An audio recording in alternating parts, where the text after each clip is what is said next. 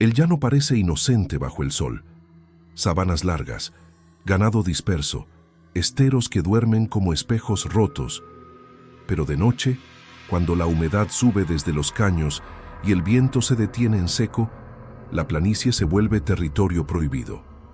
Allí, el silencio no es vacío, es una cosa viva. En 1993, ese silencio fue cortado por un sonido que nadie pudo explicar.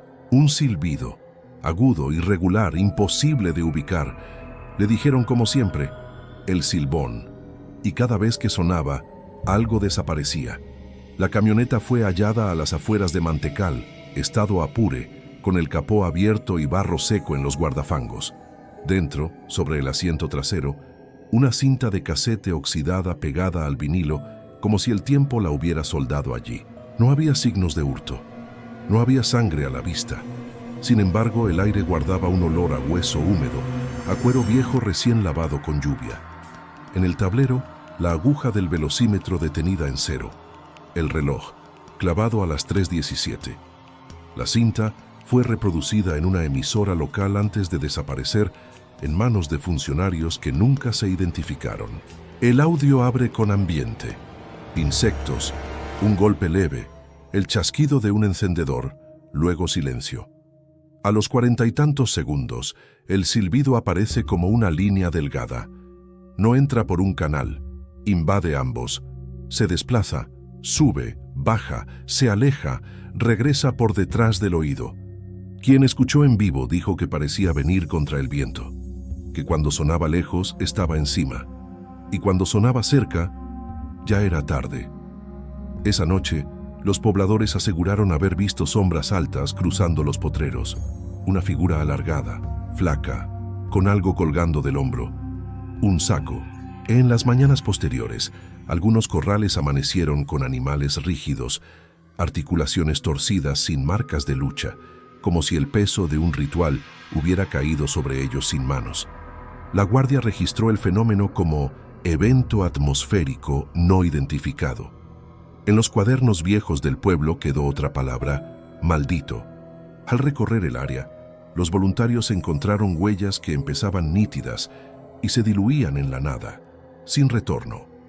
Entre los palos de un bosque de galería, junto al agua detenida, aparecieron trozos de tela podrida y un fragmento de nylon con tierra y pelo. No había pisadas humanas continuas, no había rastro de neumáticos. El llano había tragado cualquier dirección.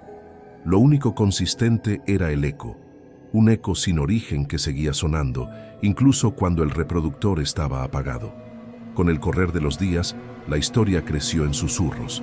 Radios de onda corta repitieron el archivo en la madrugada y recibieron llamadas cortadas por estática, voces que no alcanzaban a decir nada, respiraciones que parecían medir la distancia entre palabra y miedo. Cada nueva reproducción provocaba lo mismo. Primero el zumbido leve del cabezal, luego el silbido.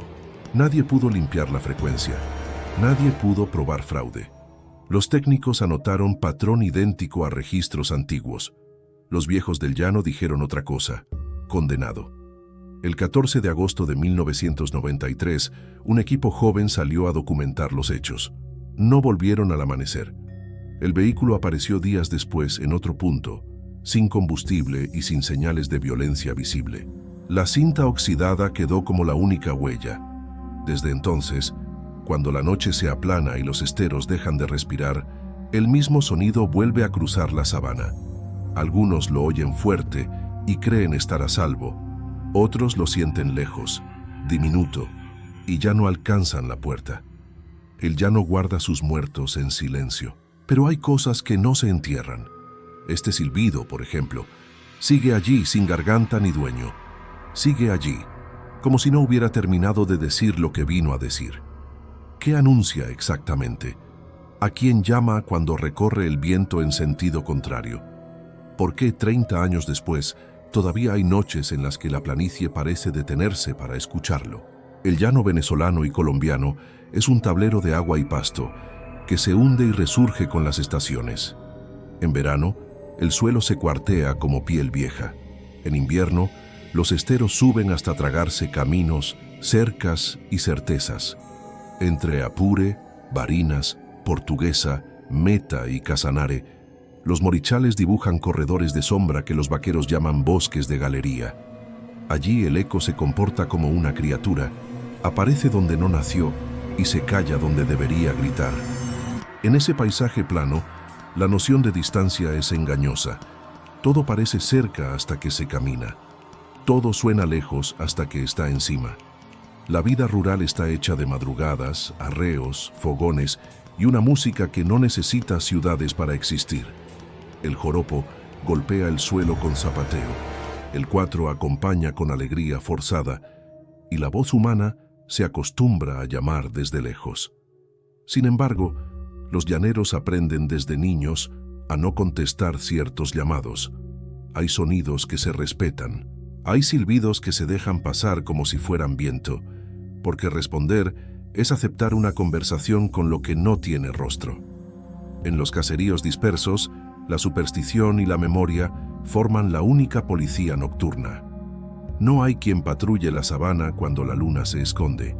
Hay quien reza, quien coloca comida en la puerta, quien duerme con las botas puestas por si el llano decide sacarlo de la casa. Las historias del Silbón existen desde antes de cualquier antena. La figura se describe como alta, huesuda, con un saco colgando del hombro que arrastra huesos y culpas. A veces se le adjudican pasos larguísimos, otras no deja huella. Su silbido no es melodía, es un tramo de aire tensado que parece medir la paciencia de quien lo oye. Se dice que anuncia muerte, que confunde al perro, que revienta al ganado sin tocarlo, que se alimenta del miedo que fabrica. No es un fantasma de un lugar concreto, sino una condena que recorre llanos sin frontera. Para los viejos es un castigo eterno, para los jóvenes un rumor que se hace real al primer apagón. El aislamiento geográfico permitió que la leyenda viviera sin necesidad de pruebas. Los hatos quedan a horas de cualquier hospital, los postes telefónicos se pierden en la distancia y los caminos de tierra cambian de forma cada temporada. Si una noche ocurre algo en un potrero alejado, no hay alrededor más que ganado, sapos y viento para dar testimonio. Durante décadas, los relatos circularon de fogón en fogón con pequeños detalles variables. El tamaño del saco, la dirección del silbido, el número de animales rígidos al amanecer. Lo único invariable fue la advertencia: cuanto más lejano suena, más cerca está. El primer rastro documental útil no surgió de una oficina, sino de una emisora humilde con antena cansada. En los años previos a 1993, radios locales de Apure y Portuguesa recibieron reportes nocturnos sobre un sonido que volvía una y otra vez. Los operadores los marcaban como llamadas anónimas afectadas por estática. La policía rural los clasificaba como bromas o confusiones por fenómenos atmosféricos, pero algunas notas internas, sin firma y con sellos torcidos, describieron una presencia masculina alargada, hostil a intrusos, visible en los límites de los esteros y los bosques de galería. Nadie quiso sostener esas palabras ante un tribunal. Todos sabían que el llano no admite juramentos sobre lo que se ve de noche. El llano también aprendió a proteger sus secretos por razones menos folclóricas. Hubo contrabando, rutas cerradas, violencia que prefería la penumbra. Entre esas sombras prácticas, la figura del Silbón se movía cómoda, confundiendo miedos. Era útil para espantar curiosos y al mismo tiempo inexplicable para quienes conocían cada arroyo. El resultado fue un pacto no escrito. No se nombra lo que silba donde el viento no sopla. Se encienden velas, se pone tabaco en un plato, se deja aguardiente en la verja. Si amanece y el plato está vacío, nadie pregunta. Si amanece y el perro no ladra, nadie mira hacia el bosque. En la memoria oral aparecen patrones que el archivo oficial nunca quiso recopilar. Las noches de luna nueva son propicias.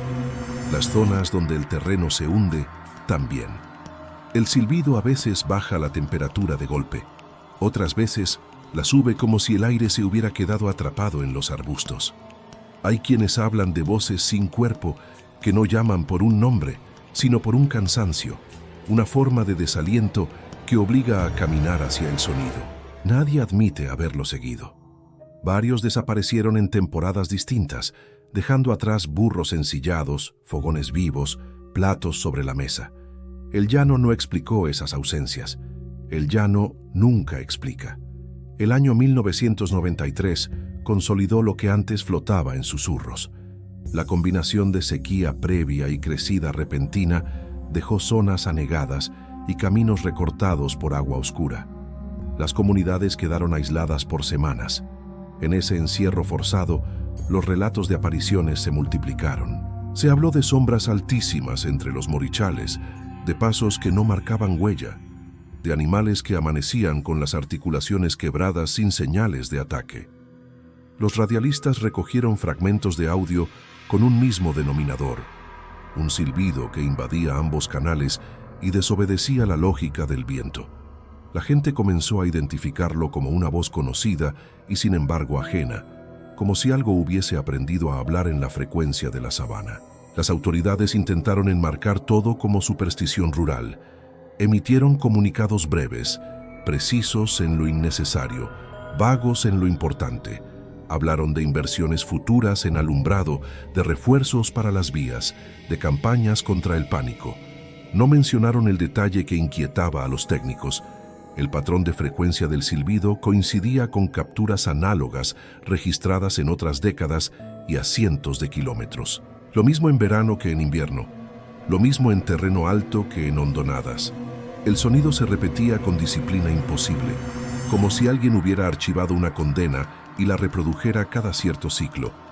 La investigación periodística nació donde siempre nacen las cosas que nadie quiere firmar. En un cuarto con paredes delgadas, sobre una mesa con cables pelados, con una grabadora prestada. Un grupo joven decidió cruzar el llano con la pretensión de recoger voces. No sabían que el llano, cuando quiere, regresa voces que nunca pidió. Los pobladores de Mantecal, El Samán y zonas vecinas aceptaron hablar a media luz, exigiendo anonimato. Lo que contaron no fue un cuento de fogón. Fue la descripción metódica de un visitante sin rostro que caminaba contra el viento, que elegía noches con olor a barro abierto, que dejaba detrás un silencio espeso, pesado, como el final de un ritual. Así quedó definido el terreno del caso. Un espacio plano que multiplica ecos, una cultura que nombra lo inexplicable sin literatura, una constelación de pistas que nadie quiso legitimar en papeles. Lo que 1993 agregó fue un archivo, cintas reales, marcas en el suelo, objetos fuera de lugar, tiempos muertos registrados por máquinas. Ese material cambió el relato del Silbón de mito obstinado a amenaza documentada, y al mismo tiempo reforzó la idea más perturbadora de todas. No se trata de una historia antigua que se repite por tradición. Se trata de una presencia que ejerce su aparición con precisión técnica, como si supiera cuándo y cómo ser escuchada. Los restos de la investigación de 1993 no son un informe ordenado ni un expediente completo. Son fragmentos mal rotulados, hojas mojadas, fotografías veladas, cintas con trechos arrancados y apuntes escritos con mano apurada sobre sobres de paga. Lo que se reconstruye aquí proviene de copias anónimas, de materiales que nunca pasaron por cadena de custodia oficial y de testimonios indirectos que prefirieron no dejar nombre.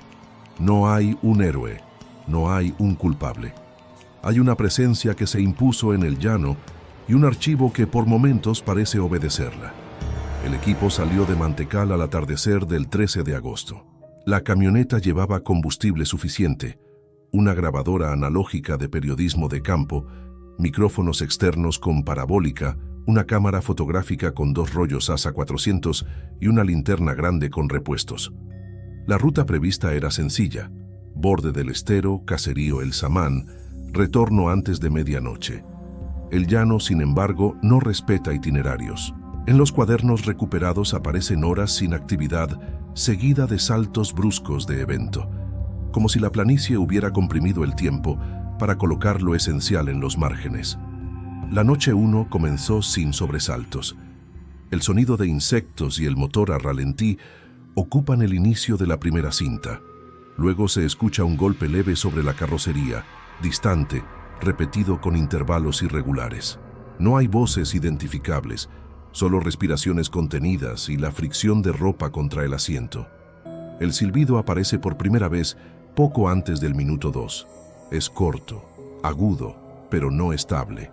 Se desplaza de izquierda a derecha, interrumpe el ruido ambiente y deja detrás un vacío que no es silencio, sino una ausencia forzada de frecuencias.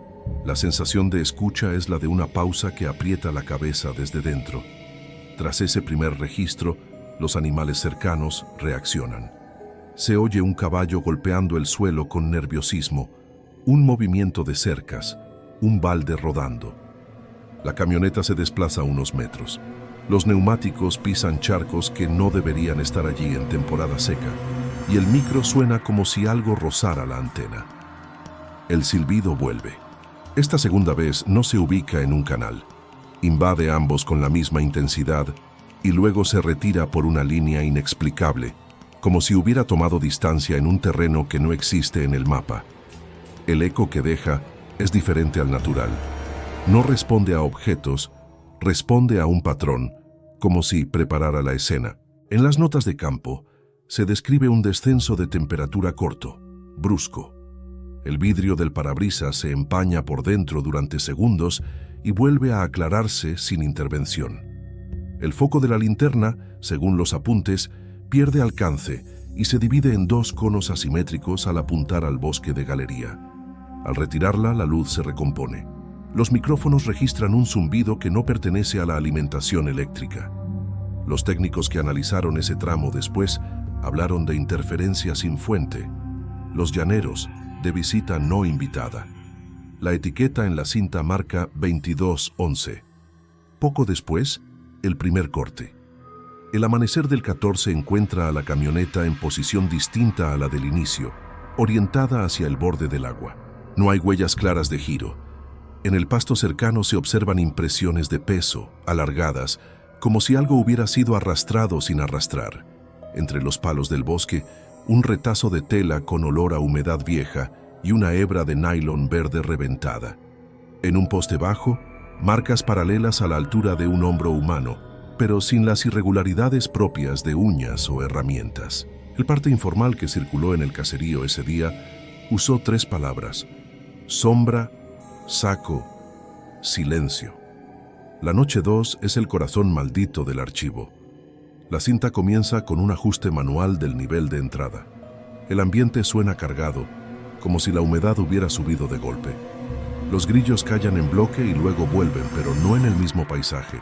Hay un tramo de 2 minutos en que el motor intenta encender y el chasquido del arranque se mezcla con un silbido muy fino. El cabezal de la grabadora satura sin llegar a distorsión plena, y la curva del sonido muestra un comportamiento repetido en intervalos de pocos segundos. Técnicamente parecería un tono muerto. En el llano nadie atribuye eso a error. Cuando el aire se aferra a una frecuencia, se está llamando a alguien. No hay gritos claros, no hay carreras audibles. Hay 3 golpeteos sobre el costado, espaciados, y un ruido seco como de madera hueca resonando en el piso de carga. Luego un silencio de 20 segundos que no es ausencia de sonido, sino el peso del ambiente comprimido. Quien escucha siente que los oídos se ciernen, que la saliva no baja, que el pecho necesita un movimiento que no realiza. En ese vacío cargado, el silbido entra por detrás, por un punto que el estéreo no puede representar. Primero largo, después breve. Finalmente una secuencia que parece un código. Los archivos de décadas anteriores muestran esquemas similares. El llano repite su mensaje como una sentencia, como un ritual condenado a sí mismo. Los animales del entorno amanecen con articulaciones rígidas, torsionadas, sin etiqueta de herida abierta. No hay sangre, no hay dientes, no hay garras. Solo posiciones imposibles y ojos lechosos. La gente del caserío no describe eso como ataque, lo nombra como castigo. A esa hora, el aire tiene un olor específico: hueso húmedo, cuero mojado, tabaco apagado. La guardia, cuando consulta, utiliza una plantilla: posible intoxicación, origen indeterminado. A nadie le importa esa fórmula a 2 horas de camino de cualquier autoridad. A todos les importa que el silbido siga sonando en las madrugadas en que la luna no amanece. Durante la noche 3, el equipo comete el error que muchos cometen. Intenta responder al llano con técnica. Colocan el micrófono a media altura, apuntando a los morichales, y dejan un segundo micrófono en el interior, aislado, para control. Colocan marcas de harina en el suelo para ver huellas. Amarran un cabo a la defensa delantera con un pañuelo para saber si hay viento mínimo. Todo queda listo. El registro siguiente, sin embargo, no respeta el plan. Se escucha el pañuelo chasquear sin que soplen los palmares. Se oyen pasos sin desplazamiento de harina. La antena de la radio interna suena como si arañaran con una uña que no desgasta metal. Después, la interferencia. El reloj del tablero se detiene a las 3:17. Quien revisó la camioneta días más tarde, encontró la aguja inmóvil y el mecanismo completo trabado, no por golpe, sino por detención. En la cinta, los minutos posteriores son una masa de baja frecuencia y respiraciones que no coinciden con los presentes conocidos. Hay además una anomalía de fase que hace creer a quien escucha que la cabina se cerró desde afuera. No hay evidencia mecánica de eso, solo la persistencia de un patrón. El silbido regresa siempre que el ambiente baja de cierto umbral, como si necesitara la presión justa, como si la noche se tensara para que entrara. Alguien en el equipo escribe, a mano, las coordenadas aproximadas de un estero secundario y la señala como punto de retorno. La camioneta no regresa por ese punto. 3 días después aparece detenida, sin combustible, acero frío, capó entreabierto, sin rupturas visibles. En el asiento trasero, una cinta con etiqueta Noche 2 y otra con carcasa rota sin etiqueta. En el piso, tierra suelta y un listón de tela con manchas secas, no rojas, sino pardas. En la caja, impresiones de peso, alargadas, paralelas al borde, como si un bulto hubiera reposado allí de lado. El caserío reconoce esa forma sin conversación. Saco. Las fotografías tomadas por terceros no muestran lo que se recuerda. Varias salen veladas, otras con manchas claras en diagonales que no corresponden a luz.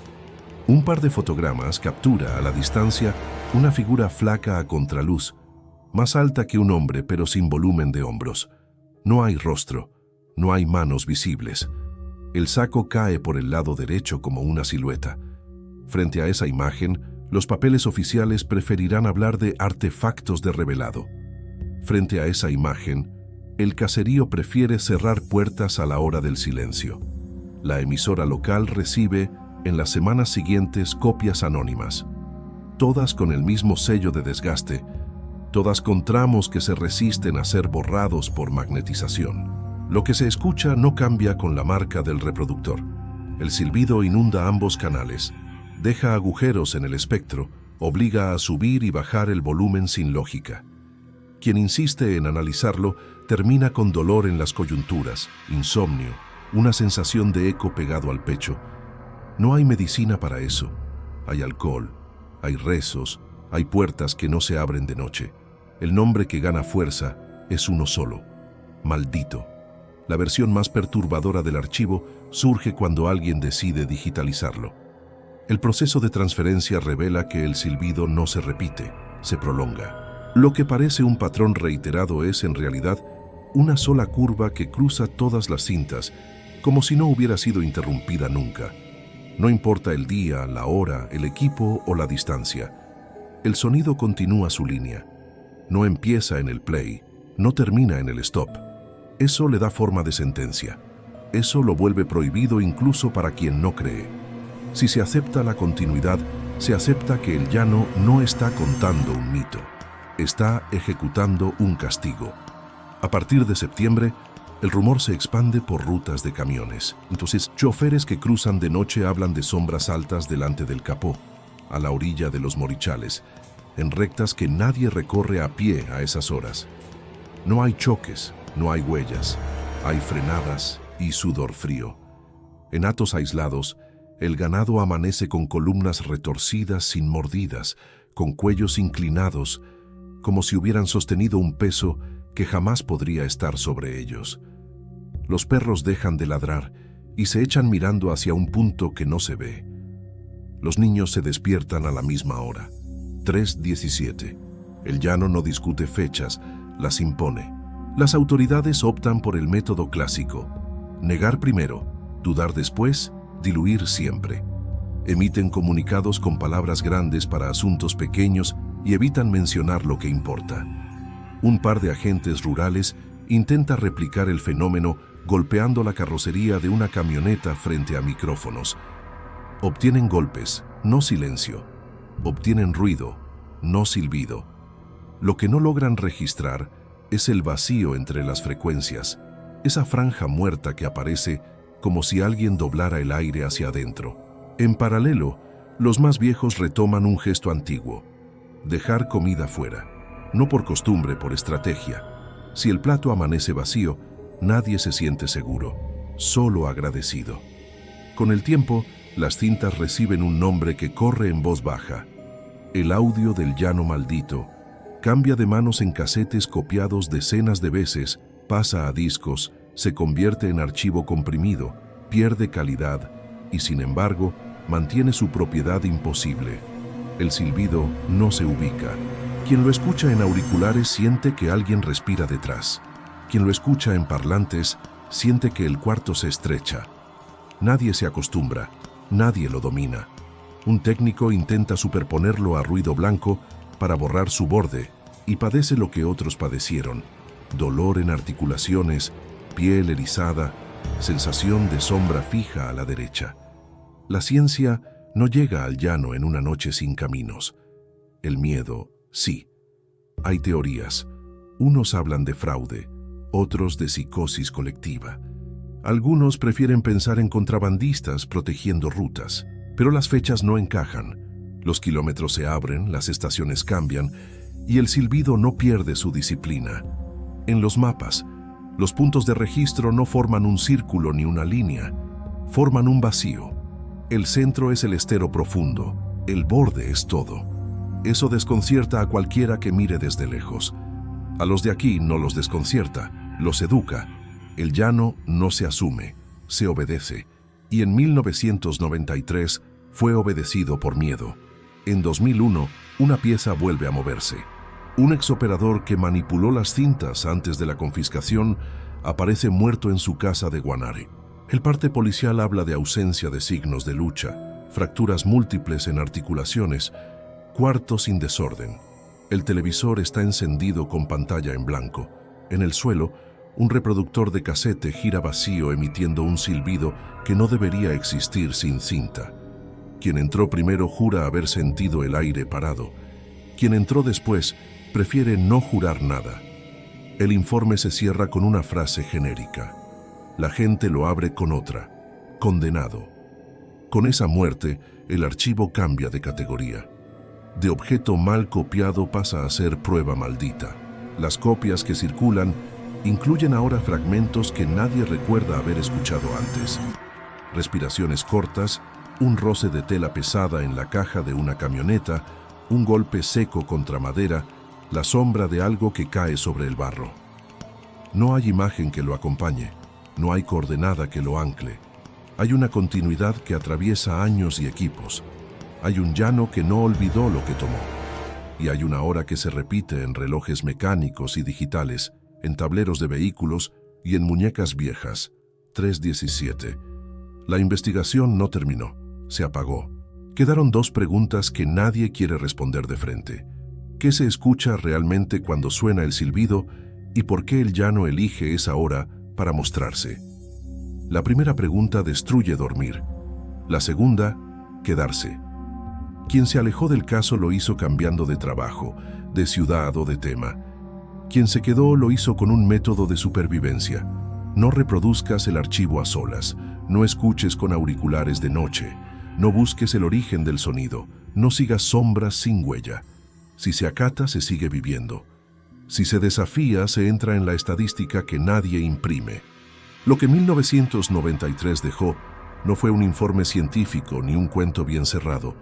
Dejó una conducta.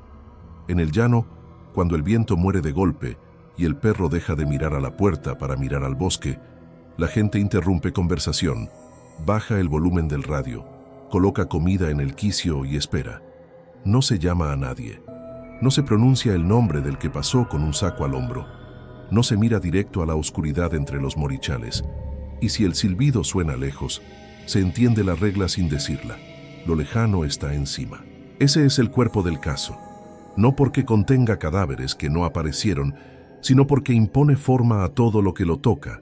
El archivo es su piel, las cintas su respiración, los objetos hallados su esqueleto, la camioneta sin combustible, el reloj clavado, los animales rígidos, las huellas que empiezan y no terminan, las fotografías que no muestran, las voces que no piden permiso, piezas de una misma maquinaria. Nadie la diseñó, nadie la conduce.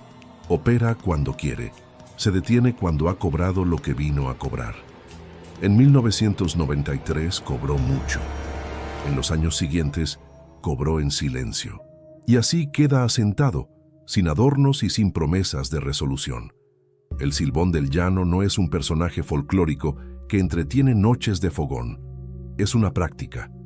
Reproduce su presencia por medio de un silbido que no pertenece a garganta humana y ocupa un territorio sin fronteras precisas, extendido por agua y pasto. El archivo maldito del 93 no resuelve quién ni cómo, solo demuestra que hay algo que se deja oír para ser buscado y que castiga al que responde. Lo demás es deseo de orden. Aquí no hay orden. Hay eco, hay silencio. Y hay una regla que nadie aprende en libros. Cuando parece lejos, ya llegó.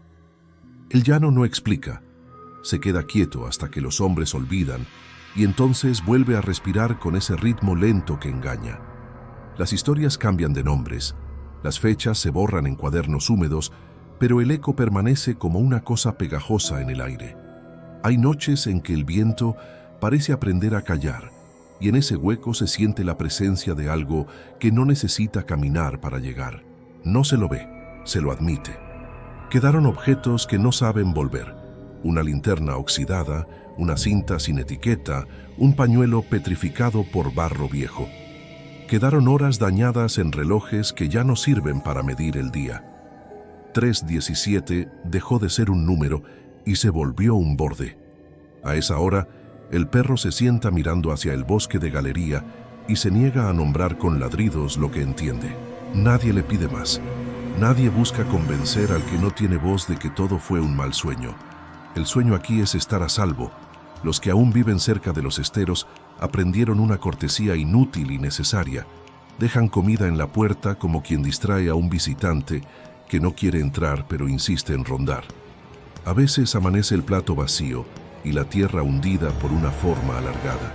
A veces amanece igual que siempre, y sin embargo el silencio pesa más. No hay alivio, hay treguas. Algunos quisieron romper el hechizo con luz eléctrica, con ruido de motores, con antenas nuevas. La señal es otra cosa. Lo inexplicable no se espanta con volumen. Al contrario, entre más se le opone aparato, más disciplinado regresa el silbido, como si disfrutara del intento. Por eso la historia ofende a quien necesita final, porque no lo tiene, porque no nació para cerrarse, sino para prolongarse como una condena que pasa de oído en oído, de bosque en bosque, de cinta en cinta. Lo maldito no concluye, se hereda. Se habla de fraude, de psicosis, de miedo útil. Se habla para no quedarse solo, pero cuando el aire baja, cuando los esteros detienen su respiración y el llano se estira como una piel fría, nadie discute, se baja la voz, se mira hacia el suelo, se evita pronunciar el nombre. No es un respeto antiguo, es estrategia. El que busca origen encuentra ausencia. El que pregunta por qué pierde. Y entonces cada tanto vuelve el aviso. Un silbido fino, irregular, que parece lejos y que por esa misma razón ya llegó. Si se lo oye cerca, no hay tiempo. Si se lo oye lejos, ya está detrás. Así trabaja la presencia que no pide permiso. Así cobra el ritual que nadie quiere repetir y sin embargo repite. El llano queda otra vez silencioso, y con él queda una certeza pequeña y suficiente. Hay ecos que no nacen en paredes, nacen en condenas. Este es uno de ellos, y seguirá sonando mientras haya quien pretenda medirlo.